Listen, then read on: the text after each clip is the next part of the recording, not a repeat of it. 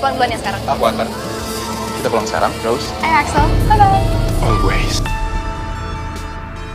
Bagi pendukung pasangan Axel dan Rose, ini merupakan momen yang bikin baper saat Rose tanpa ragu menggenggam tangan Axel seolah ada magnet yang menarik jemari mereka.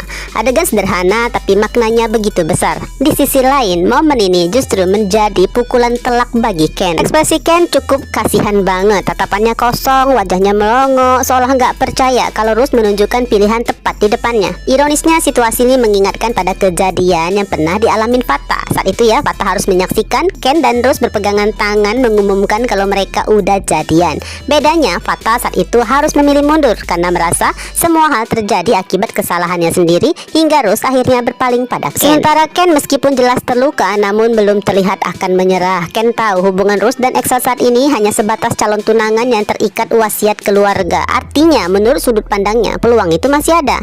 Karena itulah ya, besar kemungkinan Ken justru akan berjuang lebih keras demi mendapatkan hati Rose. Artinya persaingan cinta ini mungkin aja perlahan berkembang menjadi konflik yang lebih besar. Apakah nantinya Ken dan Axel, salah satu di antara mereka, perlahan diarahkan menjadi sosok antagonis?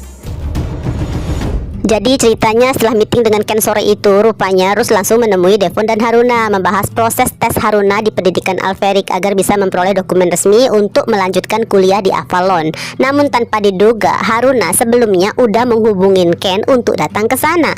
Di saat yang hampir bersamaan, Devon juga memanggil Axel. Akhirnya, dua rival lama di dunia bisnis ini kembali bertemu dalam situasi yang hampir sama dengan aura persaingan. Kali ini targetnya tentang perasaan seorang Rose Seraphina. Yang lucu, Ken terlalu fokus memperhatikan kedatangan Axel sampai nggak sadar ada perubahan besar pada sikap Rose. Begitu Axel datang, suara Rose langsung berubah lebih ceria, lebih manja, dan senyumannya pun seakan tersipu bahagia. Padahal ya, dari gestur sekecil ini sebenarnya udah terlihat jelas kalau perasaan Rose pada Axel bukan hanya sekedar menjalankan isi wasiat. Perhatian Ken justru tertuju pada tatapan Axel yang seolah sedang menyelidiki alasan kehadirannya, atau tepatnya mereka sama-sama saling terganggu dan merasa terancam satu sama lain. Bagusnya mereka ini sama-sama dewasa, jadi nggak ada adu mulut ataupun aksi saling menyerang. Ketegangan hanya tersampaikan lewat tatapan yang sama sekali nggak bersahabat. Jelas situasinya buat Devon dan Haruna menjadi canggung. Bahkan saat itu juga Haruna langsung teringat rencana lamanya bersama Nyonya Dominic yang sempat ingin menjadikan Ken sebagai bidak catur agar Axel merasa memiliki pesaing.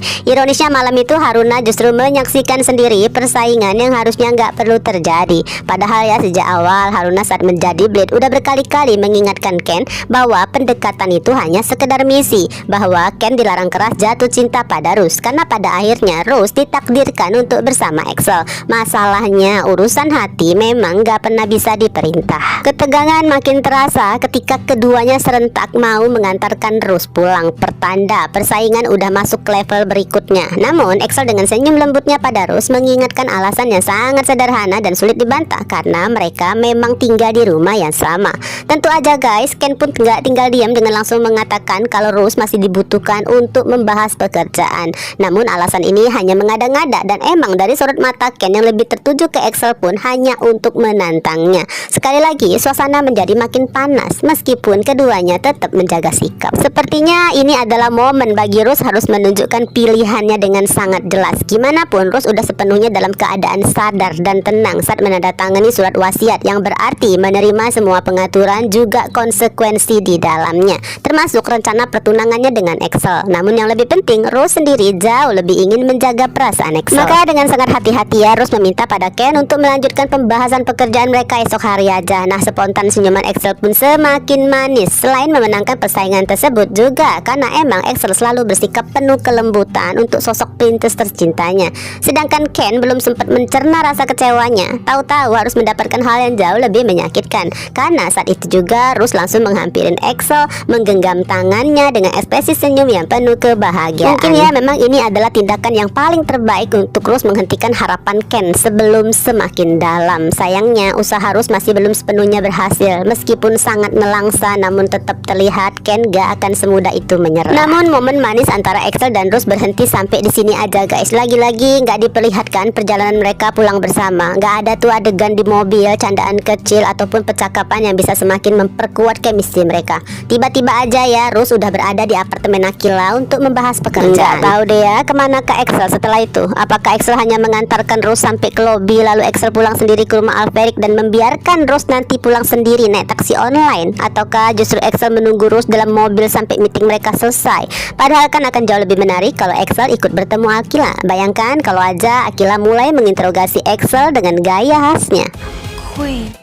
Oke, beralih ke Raisa yang menemukan sebuah kotak hadiah bertuliskan For Raisa yang diletakkan depan pintu kontrakan. Isi kotaknya cukup aneh, sebuah bidak catur Queen dan kartu bertuliskan D4 dengan gambar mahkota di bagian belakang. Tentu aja Raisa sama sekali nggak memahami arti semua itu. Namun jika dikaitkan dengan malam prom ketika Raisa dinobatkan sebagai prom queen, wajar ya kalau Raisa langsung mengira hadiah itu berasal dari Mohan. Terlebih sejak siang, Mohan memang terus menelpon dan mengirimkan pesan yang sengaja diabaikan Raisa ya, seolah Mohan sengaja mengirimkan hadiah permintaan maaf dengan simbol baginya Raisa tetap menjadi ratunya, pasangannya, dan orang yang paling berharga. Namun hadiah misterius itu tetap belum mampu mencairkan rasa kesal di hati Raisa atas sikap Mohan tadi siang. Maka pesan suara penuh penyesalan dari Mohan pun masih diabaikan. Bagusnya nih ada Vicky dan Jolina yang berhasil mendapatkan izin dari Raisa untuk membuka pesan suara ratapan Mohan. Jadinya Mohan yang mengira usahanya mulai membuahkan hasil justru makin semangat mengejar Raisa malam itu juga. Mohan pun datang ke rumah kontrakan tapi ditolak bertemu. Hanya Vicky yang dengan polos memberitahukan kalau Raisa sedang di kamar lantai atas. Bukannya menyerah, Mohan malah mendapatkan ide paling nekat sekaligus romantis dengan memanjat dinding rumah demi bisa berdiri tepat depan jendela kamar Raisa dan menyampaikan semua penyesalan serta isi hatinya. Ternyata Raisa jauh lebih usil ya dengan meminta bantuan Slay Queen untuk ngerjain Mohan. Alhasil yang mendengarkan pengakuan cinta penuh perasaan justru seluruh anggota Slay Queen. Bisa dibayangkan betapa malunya ketua geng Chaos itu. Namun sebenarnya usaha Mohan gak sepenuhnya sia-sia. Diam-diam Raisa justru menahan senyuman ketika mendengar cerita kejadian itu dari Slay Queen. Artinya tembok kemarahannya mulai perlahan runtuh. Keesokan paginya Raisa udah gak lagi memasang wajah juteknya saat melihat Mohan yang menunggu dengan gugup. Namun Raisa mulai membahas hadiah misterius tersebut. Mohan justru mengaku sama sekali gak pernah mengirimkannya. Bagusnya Mohan kini udah belajar ya untuk gak langsung marah, menuduh, apalagi menyalahkan Raisa karena menerima kado dari orang lain. Gimana pun rasa cemburu seharusnya nggak diarahkan pada pasangan, melainkan pada orang yang memang sengaja ingin memecah belah hubungan mereka. Tanpa disadari dari lantai atas, Mosa terus diam-diam mengawasi. Besar kemungkinan Mosa yang berada di balik pengiriman hadiah tersebut melalui orang lain. Yang jelas ya, bidak catur Queen dan kartu D4 bukan sekedar kado biasa, melainkan langkah dalam permainan yang jauh lebih misterius. Mosa tampaknya sedang memainkan catur untuk mengadu domba Mohan dan Raisa. Hanya aja guys, rencana itu masih gagal karena hubungan Mohan dan Raisa udah kembali membaik. Namun tetap ada kemungkinan plot twist lainnya. Ternyata pengirimnya mungkin sosok misterius lain dengan tujuan yang masih jauh bikin penasaran.